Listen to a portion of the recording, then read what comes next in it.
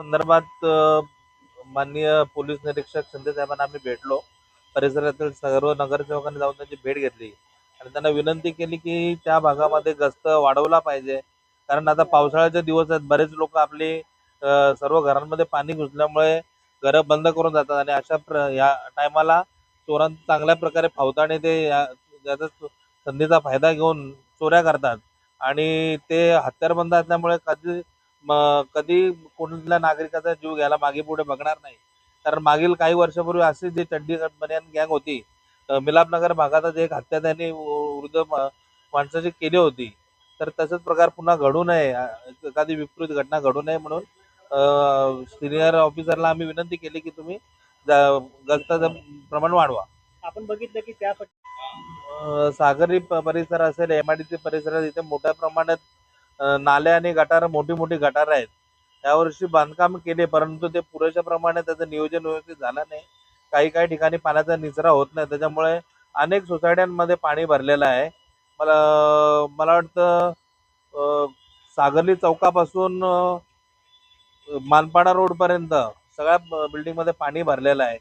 तर MIDC अधिकाऱ्यांना आम्ही बोलवलं आणि त्यांच्याकडनं काही सूचना केल्या की कशा प्रकारे तुम्ही नियोजन केलं पाहिजे, पंप लावले पाहिजे, सर्व नियोजन त्यांनी करण्याचं आश्वासन आम्हाला दिलेलं आहे. त्या पद्धतीने नाले सफाई झाले, परंतु यावर्षी पाऊस सुद्धा मोठ्या प्रमाणात पडलेला आहे, त्याच्यामुळे अडचण झाली असेल.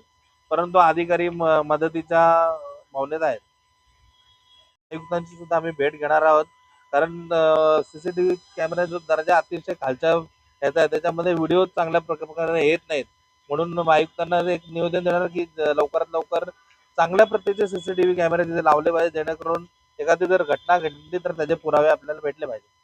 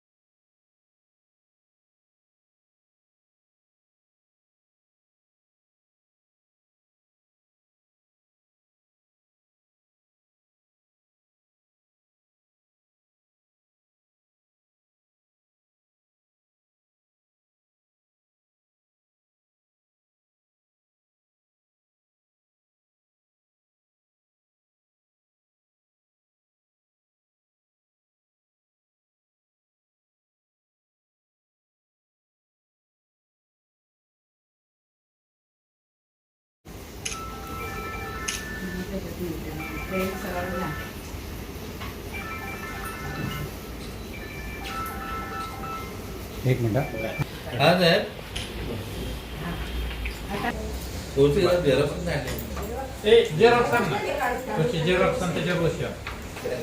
सकाळी आला ना परत काय लोक खूप आम्हाला हे करतात. प्रत्येक केला ठेवतो पण ते कसं केलं, आपली गाडी गेली की थोडस मधल्या